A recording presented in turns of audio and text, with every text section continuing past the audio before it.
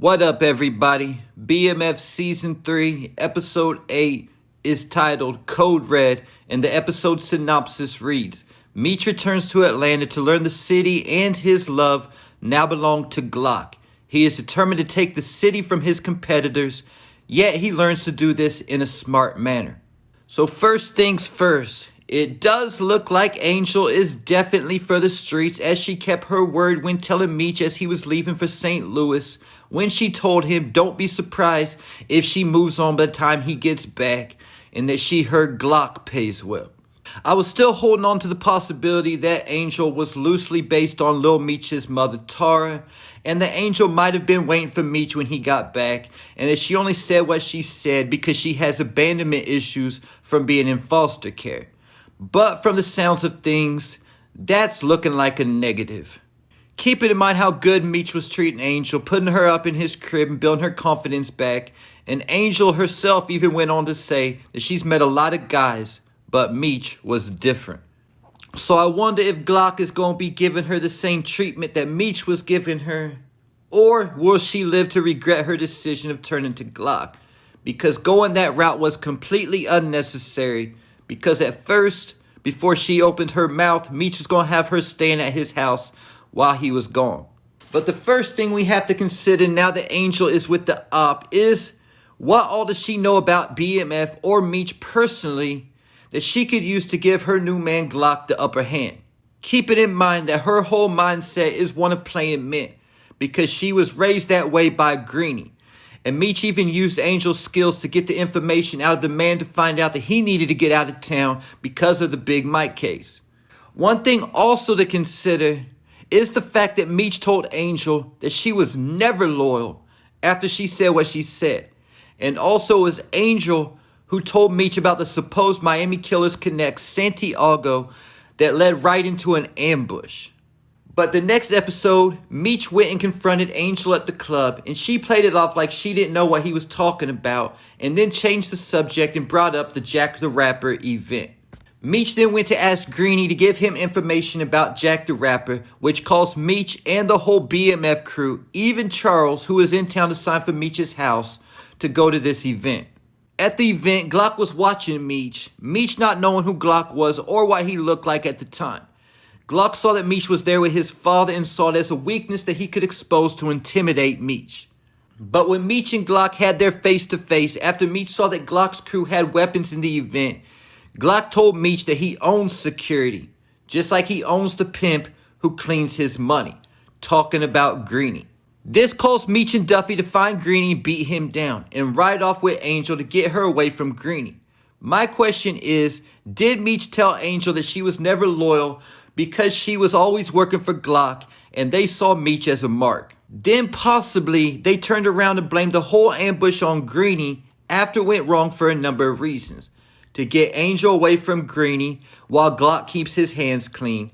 And on Greenie's good side, notice Greenie tried snitching on Meech and not Glock. Also, by blaming Greenie, this would take all suspicion and blame off of Angel. Then because the fact that Greenie was cleaning Meech's money, this also hurts Meech because he won't have access to as much clean money. Then if everything went according to their plan, after Meech and Duffy would beat down Greenie, Meech would take Angel with him, so then Angel could be eyes and ears for Glock and reporting back to Glock BMF's every move. So I'm not saying for sure that this is what happened, but Meech hasn't even been gone very long, and Glock is now running the whole city, while Meech laid out plans before he left to keep business moving. So what could have happened to sway things in Glock's favor this way? Because the episode 7 synopsis read that Meech learns that the hustle in Atlanta and Detroit were omnipresent, meaning everything was supposed to be running smoothly without him being physically present. Then also keep in mind that episode 6 was all about Meech elevating to God status, as Clyde was supposed to be elevating to the king of Atlanta. So we got to ask the question, what happened to Meech's plan to have Claude smoke Remy Ransom and have the Atlanta gangs join BMF and unite against the MKs? But keep in mind what Claude told Remy when he's trying to get Remy to form an alliance with BMF. He said, some of ours have already went to Glock, meaning Glock is now expanding also by not only recruiting his own people from Haiti and Miami, but now native ATLers are joining the MKs, only making them that much more dangerous. Claude told Meech that he had another crew on board, but they had to tread lightly, and that he felt like it would go better if they tag team. But Meech pretty much let Claude know if he wants to be the king, then he has to be able to handle this on his own. Because if he's going to be king, he has to be the type of man that men would follow, not somebody always needing Meech to get involved in all his business. This would prevent Meech from moving omnipresently if Claude was an unequipped king who is always in need of help. Then keep in mind also when Meech got back to Atlanta, in addition to Duffy telling Meech that Glock is now the king of Atlanta, he also told Meech about all the drug raids that been going on from the Red Dog Task Force. Keep it in mind that the synopsis reads that Meech plans on taking the city from his competitors in a smart way, not being reckless, and most likely trying to find a way to do so that doesn't involve war. The trailer shows Meech telling Duffy that they're trying to make drug crimes federal, that they'll have to find a way to protect the work and the homies, or guaranteed they'll be next. I think the first step Meech will do is to get some feds on the payroll. And this is not new for Meech because he's been doing this since he started out in the game, employing his former baseball coach, Detective Bryant, who was a local E-Course cop, to keep the local cops off his back and Bryant doing his dirty work.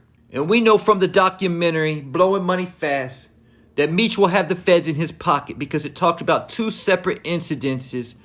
One where the feds told Meech that T had been talking about putting a hit out on him, and the second time a man showing up at Meech's front door in his boxers and a wife beater, telling Meech that he needed to leave Atlanta and head to Miami.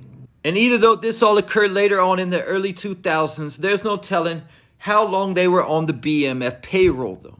And in order to stay one step ahead of the Red Dogs, Meech will need an inside man. The trailer also shows Meech and Duffy making it rain in the club, so we get to see the origins of that and see exactly what was behind this philosophy and learn if there was actually a method to the madness, because we do know that this is something Meech and Terry began bumping heads about later on. T almost having the same feelings towards Meech that Big L did in season 1, that Meech was too flashy and that he partied too much. And the next step BMF will take to protect himself from the law is putting secret compartments in their cars. Because we know that this is also something they did in real life. And in episode 6, Meech and T talked to a boxer outside the club who had secret compartments in his Bentley. And he told Meech and T about someone in Miami who could hook them up.